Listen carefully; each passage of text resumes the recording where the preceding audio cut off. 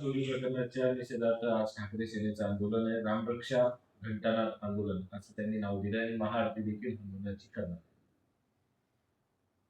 राम मंदिर मध्ये जी चोरी झालेली आहे त्याचं कोणताही पक्ष कोणताही कार्यकर्ता समर्थन करत नाही. ज्यांनी चोरी केली त्यांना शिक्षा झाली पाहिजे ही सर्वांची प्रामाणिक भूमिका आहे. अनेक कारसेवकाच्या बलिदानातून हे राम मंदिर उभं राहिलेलं आहे आणि ज्या भावना त्याबद्दल मंदिराबद्दल आहे त्याचा गैरवापर जर कोणी करत असेल तर त्याला पाठीशी घालण्याचा प्रश्नच येत नाही. म्हणून 8 लोकांना अटक केलेली, आणखीन लोकांना अटक सुद्धा त्यात होईल आणि असे प्रकार घडू नये, लोकांच्या भावनेला कुठेही ठेच पोहोचेल असं काम तिथं होऊ नये ही अपेक्षा सर्वांची आहे. म्हणून यांनी आंदोलन केलं म्हणून काही होणार नाही, परंतु सरकार म्हणून सरकार सुद्धा त्याच्यावर संपूर्ण वॉच ठेवून ते आंदोलनच्या व्यतिरिक्त आपल्याला काय करायची आहे ते निश्चित करेल. तुम्ही काँग्रेससोबत गेल्यावर उद्धव ठाकरेंवर टीका करत होता की हिंदुत्व त्यांनी सोडलं. आता या राम मंदिराच्या मुद्द्यावर पुन्हा उद्धव ठाकरे हिंदुत्वाकडे.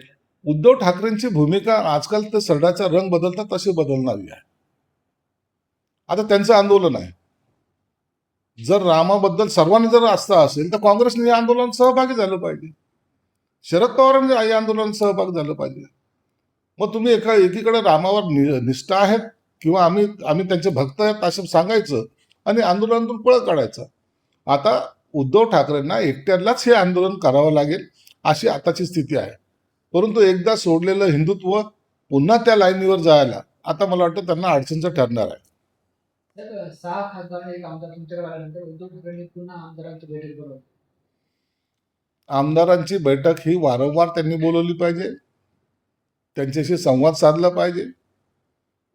जर त्यांचे कामं करता आले तर केली पाहिजेत, पण बैठक बोलून त्यांना जर तुम्ही दम द्याल तर ते आमदार तुमच्याकडे टिकणार नाही, हे तेवढं सत्य आहे.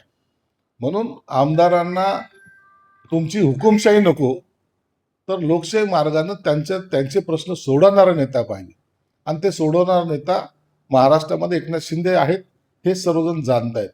म्हणून भविष्यात काय होईल ते आता सांगणं उचित नाही. संजय राऊत असं म्हणतात की सीतामातेला अर्पण केलेले 27 मंगळसूत्र तोडले. याचा सगळा तपास करतायत ना सरकार, सगळ्या एजन्सी त्याच्यात लागलेला आहे. 27 गेले का 28 गेले काय, हा संजय राऊत का तिथं मंगळसूत्र मोजत बसला होता का? काहीतरी बातमी द्यायची म्हणून सांगायचं का? मग ते 27 कंप्लेंट धारक याच्याकडे आले आहेत का? कोणी वातावरणाला हवा देऊन त्याच्यात पेट्रोल टाकायचं काम संजय राऊत करतायत. परंतु चोरी झाली हे निश्चित आहे, त्याची तपास सरकार निश्चित करेल. तर यापुढे जाऊन संजय राऊत असं म्हणतात की रामाची आभूषणं लुटली आणि आता सत्ता गाजवतात त्यांचा बाप दुर्योधन असं म्हणतात.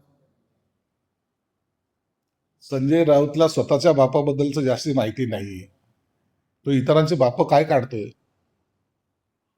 रोज राजकारणामध्ये बाप बदलणारे हे लोक. कधी राहुल गांधी यांचा बाप होतोय तर सोनिया गांधी यांची आई होते, कधी शरद पवार बाप होतोय.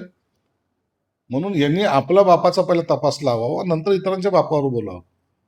रोहित पवार असं म्हणतात या सरकार विरोधात लढत असल्याने आणि सत्तेचा प्रश्न विचारत असल्याने काहीतरी मोठं होऊ शकतं. माझ्यासोबत मला त्याची मोठी किंमत मोजावी लागू शकते. रोहित पवार स्वतःला मोठं का करायला लागलं काय समजत नाही त्यांना. राजकारणामध्ये रोहित पवारला एवढं काही काउंट केलं जात नाहीये. पण आता माझ्यावर कारवाई होणार, माझ्यावर असं होणार आहे. अरे बाबा, तू आहेस कोण एवढा मोठा? सरकारच्या विरोधात अनेक जण बोलत असतात का सर्वांवर कारवाई होते का? स्वतःचं मार्केटिंग करणं हाच फक्त रोहित पवारला धंदा राहिलेला आहे. म्हणून एखादं आंदोलन करायचं, स्वतःची मार्केटिंग करायची, सोशल मीडियावर यायचं आणि सरकारच्या विरोधात एकमेव मी काहीतरी लढतोय असं दाखवण्याचा जो प्रकार आहे आणि याच्यातून त्याला निष्पन्न काही होणार नाही आणि सरकार एवढं काही रिकामं नाही की ह्याच्यावर कारवाई करेल. मी गल्लीतलं नाही तर राज्याचं राजकारण करण्यासाठी इकडे आलोय आणि वरळीतून लढण्याचा जर आदेश मला पक्षाने दिला तर मी नक्की लढेल. सचिन आहे. सचिन नायर बद्दल काय निर्णय घ्यायचा ते एकनाथ शिंदे साहेब घेतील एवढं निश्चित आहे. सचिन नायर हा वरळीमध्ये पहिले लोकप्रतिनिधी होता, त्याची काम करण्याची पद्धतही लोकांना माहिती. गेली 30 वर्ष तो या विधानसभा आणि विधान परिषदेमध्ये आहे. म्हणून त्यांचा राजकीय अनुभवाचा फायदा येणाऱ्या 29च्या निवडणुकीमध्ये कसा आणि कुठे घ्यायचा याचे सर्वस्वी निर्णय एकनाथ शिंदे साहेब घेतील. तर सचिन नाईक पुढे असंही म्हणतात की वरळीच्या सातबाऱ्यावर कुणाचं नाव लिहिलं नाही, पुढे काय करायचं हे जनता ठरवेल. आदित्य ठाकरेंनी इशारा दिला नेमका. एक लक्षात घ्या, सचिन अय्यरने हे जे वक्तव्य केलेलं आहे याला मॅच्युरिटी म्हणतात. त्यांनी हेही सांगितलं की वरळी हा सातबारावर कुणाचं नाव नाहीये, म्हणजे त्यांचं सुद्धा नाहीये. त्यांनी असं नाही सांगितलं की मीच आहे त्याचा राजा म्हणून.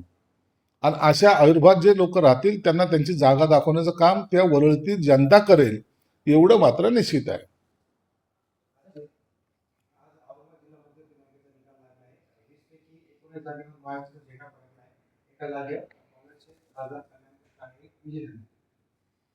आज जिल्हा मध्यवर्ती बँकेचा निकाल लागला आणि आम्हाला जे अपेक्षित होतं त्याच पद्धतीने आज पहिल्यांदा महायुतीचा झेंडा या जिल्हा बँकेवर आम्ही फडकवलेला आहे. जवळपास 20 पैकी 19 जागा आम्ही जिंकलेल्या आहेत. या निवडणुकीमध्ये आमचा जो काही विश्वास होता त्या विश्वास मतदारांनी सार्थ ठरवलेला आहे. आमच्यामध्ये शिवसेना, भाजप, राष्ट्रवादी आणि उबटाचे एक अंबादास दानवे हे सुद्धा आमच्या माहितीकडून लढले आणि ते सुद्धा विजयी झाले. म्हणून हा आमचा आजचा विजय खऱ्या अर्थानं ग्रामीण भागामध्ये जे शेतकरी आहेत त्या लोकांना दिलासा देणारा निर्णय आज झालेला आहे. भविष्यामध्ये त्या शेतकऱ्याच्या अडचणी कशा सोडवता येईल या माध्यमातून आम्ही प्रयत्न करू.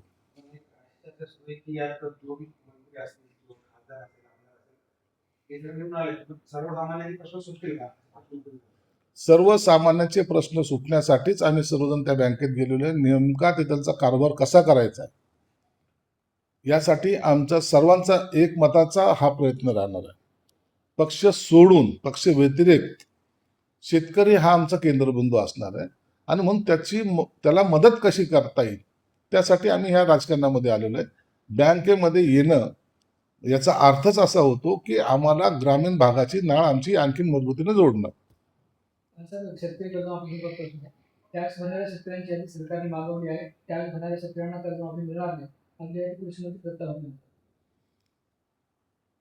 शेतकऱ्याची कर्जमाफी हे 2 प्रकार आहेत त्याच्यामध्ये. त्या दोन्ही प्रकारामध्ये जे काही रेग्युलर पैसे भरतायत किंवा कर्ज भरतायत तो एक आहे.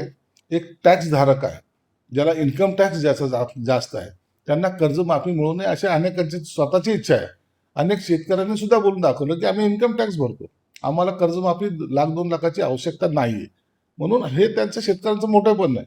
पण ह्या दोघांची यादी टॅली करून जे उर्वरित शेतकरी आहेत त्यांना जास्तीत जास्त कर्जमाफी कशी देता येईल हा सरकारचा त्या माध्यमातून प्रयत्न राहणार आहे. आपण बघतो मुंबई सातत्याने दुर्घटना होताना पाहायला मिळतात. आपलं झाड कोसळलं, एका मृत्यू झाला. मुंबईमध्ये आजही झाड कोसळून एकाचा मृत्यू झाला, ही दुर्दैवी घटना आहे. मुंबई महानगरपालिका, त्यांचे असलेले कर्मचारी, अग्निशमन दलाचे असलेले कर्मचारी आणि राज्य शासनातर्फे स्पेशल फोर्स त्या ठिकाणी आता अपॉइंट केलं गेलेलं आहे. याचं मॉनिटरिंग विधानसभेत मुख्यमंत्र्याच्या वारूमधून सुद्धा त्याचं मॉनिटरिंग केलं जाते आणि महानगरपालिकेतून सुद्धा केलं जाते. म्हणून आता संपूर्ण लक्ष त्या मुंबईकडे सर्वांचंच आहे आणि स्वतः मुख्यमंत्री साहेबांनी हे जाहीर केलेलं आहे की हे 2 दिवस पावसाचे आणखीन जास्त जोराचं आहे, म्हणून घराच्या बाहेर निघू नका. हे आव्हान सुद्धा त्यांनी केलेलं आहे. निश्चित सरकार कोणतीही दुर्घटना घडू नये याकडे लक्ष ठेवून आहे.